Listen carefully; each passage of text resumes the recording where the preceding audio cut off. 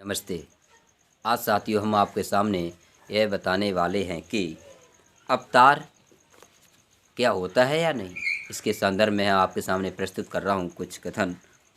अवतारों की कथाओं का सत्य क्या है, क्या होता है अवतार या नहीं, इसके बारे में हम आपके सामने यहाँ पर रख रहे हैं।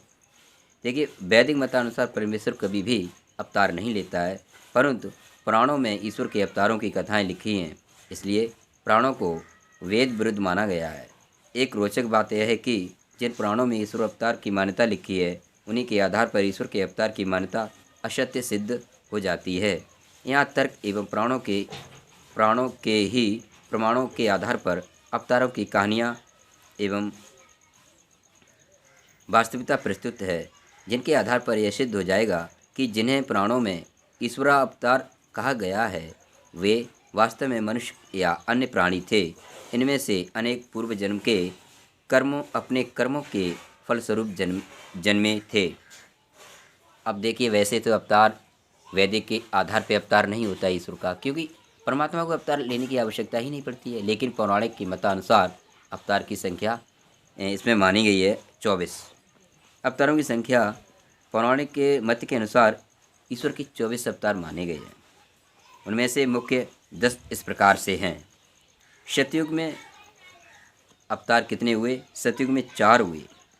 एक बरहा, दूसरा मत्स्य, तीसरा कच्छप, चौथा नृसिंह। त्रेता युग में कितने हुए? त्रेता युग में 3 माने गए हैं, वामन, रामचंद्र, परशुराम। द्वापर युग में 2 माने गए हैं, कृष्ण, बलराम। कलयुग में सिर्फ 1 माना गया है, जिसका नाम है कल्क। अब यहाँ एक माननीय प्रश्न है, ये बताइए, सतयुग में सतयुग का मतलब जहाँ सत्य बोलने वाले अधिक होते हैं और सत्य का ही युग होता है, उनमें हुए 4 अवतार, जबकि वहाँ सतयुग में आवश्यकता नहीं होती है। अच्छा, त्रेता युग में 3 और द्वापर में 2 और कलयुग में 1, जबकि कलयुग सबसे खराब भयंकर माने जाते हैं। पौराणिक के आधार पे कलयुग में सबसे ज़्यादा व्यभिचार या दुराचार या छल कपट या ये प्राणी माने जाते हैं, तो उनमें 1 अवतार माना गया, वो भी कल्क। अब उनकी मान्यता यह भी है कि सतयुग में 4 चरणों में धर्म रहता है, जबकि त्रेता युग में 3 चरण में रहता है, द्वापर में 2 चरण में रहता है और कलयुग में 1 चरण में धर्म शेष रहता है। समीक्षा, सर्वप्रथम धर्म के चरणों की बात को लेते हैं। जब सतयुग में 4 चरणों में धर्म रहता है, तब तो एक भी अवतार की आवश्यकता नहीं है। अब बताइए, पौराणिक वाले कहते हैं कि सतयुग में 4 अवतार हुए हैं, और जबकि अगर सतयुग में 4 चरणों में धर्म रहता है, तो अवतार की आवश्यकता क्या? वहाँ तो प्रेम से रहते होगे, तो वहाँ तो आवश्यकता है ही नहीं अवतार की। लेकिन वहाँ 4 बात बताए गए हैं पौराणिक के आधार पर, क्योंकि उस युग में सदैव एक सर्वत्र धर्म ही धर्म था। तब न तो धर्म की ग्लानि थी और न अधर्म की धर्म की वृद्धि, और न पापी ही थे। इस प्रकार तो सतयुग में 1 भी अवतार नहीं होना चाहिए था। फिर 4 अवतार इस युग में क्या करते थे? भाई, जब आराम से रहते, सब जगह धर्म है सतयुग में, तो अवतार की आवश्यकता नहीं है। भाई, जहाँ परेशानी तो वहीं तो मदद की आवश्यकता होगी। अब आइए, अन्य युग में त्रेता युग में 3, द्वापर में 2 और कलयुग में 1 अवतार होने की बात कही गई है। ये बात भी अवतारवाद की मान्यता के विरुद्ध है, क्योंकि सतयुग धर्मयुग में तो 4 अवतार और कलयुग में पाप युग में केवल 1 अवतार। अब आप ही विचार कीजिए कि सर्वत्र पाप और अधर्म फैला होने पर एक अकेला अवतार क्या करेगा, वो भी कल्क क्या करेगा? अवतार साप के कारण हुए हैं। अब देखिए, पौराणिक मतानुसार, किसके मतानुसार? पौराणिक। ईश्वर अवतार के कारण निम्न बताए जाते हैं। क्या क्या बताए जाते हैं पौराणिक के आधार पर कि ईश्वर के अवतार हुए? पहला धर्म की ग्लानि होना, दूसरा अधर्म का बढ़ना, तीसरा धर्म की स्थापना, चौथा धर्मात्माओं की रक्षा और 5वां अधर्मियों का विनाश। परंतु पौराणिक ग्रंथों में इन कारणों या मान्यताओं के ही विरुद्ध लिखा है। उनके अनुसार तो ये अवतार शाप के कारण हुए हैं। इसके प्रमाण यहाँ प्रस्तुत करते हैं। भृगु ऋषि के शाप से विष्णु के अवतार। अब देखिए, भृगु एक ऋषि हुए हैं, इनके श्राप के कारण विष्णु के अवतार माना जाता है। विष्णु जी ने इंद्र के कहने से भृगु ऋषि की पत्नी का सिर काट दिया। भृगु ऋषि की पत्नी का सर काट दिया, जिस कारण भृगु ऋषि ने उन्हें श्राप दिया। क्या श्राप दिया? देखिए, इस देवी भागवत किस में लिखा है? देवी भागवत स्कंद 4 अध्याय 12 श्लोक 8 में क्या लिखा है?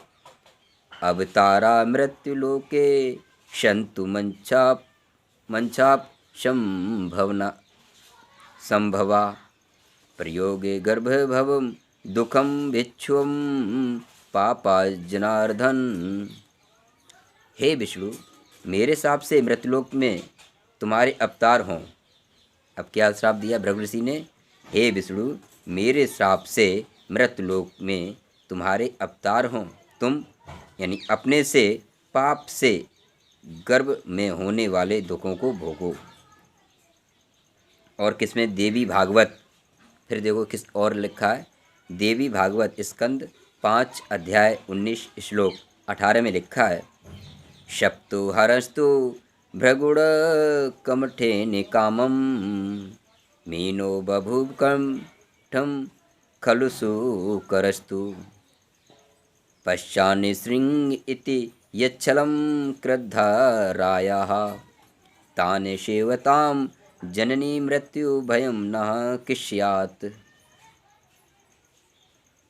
अब इसका अर्थ है, कुपित भृगु द्वारा दिए गए शाप से विष्णु अवतार धारण कर मछली बना, सूकर बना, इसके बाद नृसिंह बना और भूमि पर यह छल करने वाला राजा बलि को ठगने वाला बावन बना। हे जननी, उनकी सेवा पूजा करने वालों को मृत्यु का भय क्यों नहीं होगा? अर्थात अवश्य होगा। और भी लिखा है देवी भागवत स्कंद 6 अध्याय 7 में लिखा है, इसमें बहुत सारे अवतार बताए गए हैं, उसमें आया भी है। अब चलो इससे आगे बढ़ते हैं। जलंधर की पत्नी के शाप से विष्णु का अवतार। देखिए, पौराणिक के अनुसार जलंधर की पत्नी के शाप से विष्णु का अवतार माना गया। कैसे? पद्म पुराण में लिखा है, उत्तरकांड अध्याय 15 में के श्लोक 1 में 30 तक लिखा है। उसके बारे में क्या लिखा है? तथा अध्याय 16 के श्लोक 54 से 72 तक के अनुसार क्या लिखा है?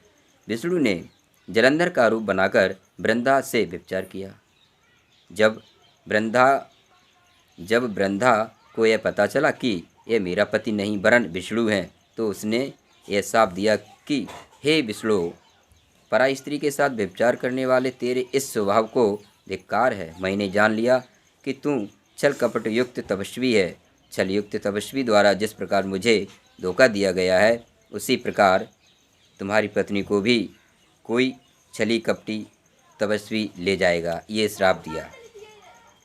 नारद के श्राप से विष्णु का अवतार। विष्णु पुराण में रुद्र संहिता अध्याय 3 में लिखा है, में बताया गया है कि एक राजकन्या का स्वयंवर होना था। नारद ने विष्णु से कहा कि आप मेरा मुख सुंदर बना दीजिए। नारद ने विष्णु से कहा कि आप मेरा मुख सुंदर बना दीजिए, जिससे प्रभावित होकर राजकन्या मुझको ही अपना पति वरण ले। विष्णु ने नारद का मुख बंदर जैसा बना दिया। स्वयं भी स्वयंवर में जा पहुँचे। राजकन्या ने विष्णु को ही पति के रूप में वरण किया। नारद ने अपना मुख जल में जाकर देखा तो उन्होंने विष्णु को श्राप दे दिया। क्या श्राप दिया? शिव पुराण रुद्र संहिता 2 अध्याय 4 श्लोक 6 में वेंकटेश्वर प्रसिद्ध मुंबई 6 में क्या लिखा है? देखिए, शिव पुराण रुद्र संहिता 2 अध्याय 4 और श्लोक 6 में लिखा है, हे हरे त्वं महादुष्टम कपटी विश्वमोहन परोत्साहम न सहसा मायावी मलिना सह। ये श्राप दिया।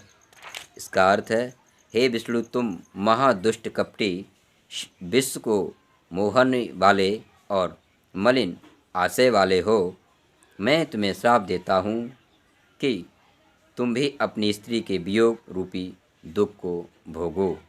अब बताइए, ये दे रहा, ये पुराणों में लिखा है, जबकि वेद के अनुसार ईश्वर यानी परमात्मा का कोई अवतार नहीं होता है। क्योंकि अवतार का अर्थ होता अब माने नीचे, तार माने उतरना, नीचे उतरना। जब परमपिता परमेश्वर हर जगह विराजमान है तो वो कहाँ से आएगा और कहाँ पर उतरेगा। आदमी आना जाना वहाँ होता है जहाँ पर नहीं हो, लेकिन परमात्मा हर जगह होने के कारण न तो वो कहीं आ जा सकता है, क्योंकि आने के लिए क्या पहले था नहीं सो आएगा, वो तो पहले से ही है, तो उसे आने की आवश्यकता नहीं पड़ेगी। अच्छा, जब हर जगह है तो कहीं आ जाने की ज़रूरत नहीं पड़ेगी, लेकिन ऐसा गलत है। ये सत्य है, लेकिन पौराणिक वाले कहते हैं ईश्वर अवतार लेता है, ईश्वर अवतार नहीं लेता है। ठीक। अब पौराणिक में लिखा है, अब राम का जन्म पूर्व के पापों का परिणाम है। देखिए, पौराणिक में मानते हैं कि राम का जन्म पूर्व यानी पहले के पापों का परिणाम है, जिन पर दशरथ पुत्र श्री राम को पौराणिक मत वाले ईश्वर का अवतार बताते हैं। वास्तव में वे कर्मों का फल भोगने वाले जीव थे, ईश्वर के अवतार नहीं। यह बात वाल्मीकि रामायण का निम्न प्रमाण सिद्ध करता है। रामायण अरण्यकांड सर्ग 53 में लिखा है, क्या लिखा है, दो इसमें आए हैं श्लोक। न मद्दुघो दुष्टकृतं कर्मकारी मन्ये द्वितीयो अस्ति वसुंधरायां शोकेन शोके ही परस्पराया सा मामेति विनंदनम हृदयम मनश्च। ये 7वां श्लोक है। और देखिए 8वें श्लोक में लिखा है, पूर्व मया नूनमिता सप्तानि पापानि कर्माणि संस्कृतं कृतानि तत्रयायम ध्यापततो विपाको दुखेत दुखम यदम विश्वमामि।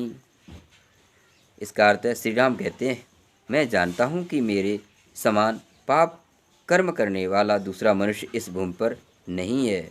शोक परंपरा से हृदय तथा मन को भेदता हुआ मुझे प्राप्त होता है। निश्चय ही मैंने पूर्व जन्म में बहुत पाप बार बार किए हैं, उन्हीं का फल मुझको यह दुख पर दुख प्राप्त हो रहा है। यहाँ महर्षि पतंजलि द्वारा की गई ईश्वर की परिभाषा भी पुनः सुन लीजिए। योग दर्शन समाधिपाद 24 में लिखा है, योग दर्शन समाधिपाद 24 में लिखा है, क्या लिखा है, क्लेश कर्म विपाशा संयम परामृष्टम पुरुष विशेष ईश्वर है। अर्थ है, अविद्या यानी विपरीत ज्ञान, अस्मिता राग द्वेष अभिनिवेश मृत्यु का भय। मृत्यु का भय 5 करते हैं, एक अविद्या, अस्मिता, राग, द्वेष, अभिनिवेश यानी मृत्यु का भय। शुभाशुभ कर्म विपाक, कर्मफल, आशय, कर्मों की वासना, उनसे रहित पुरुष विशेष ही ईश्वर है। परंतु राम आदि सभी को क्लेश सहने पड़े, उन्होंने राग द्वेष भी सहे, कर्म भी किए, कर्म फल भी भोगे और इनमें कर्मों की वासना भी रही, इसलिए वे ईश्वर या ईश्वर के अवतार सिद्ध नहीं होते हैं। इन्हीं के साथ फिर मैं आगे अगले अध्याय में लेकर चलेंगे। तब तक के लिए नमस्ते।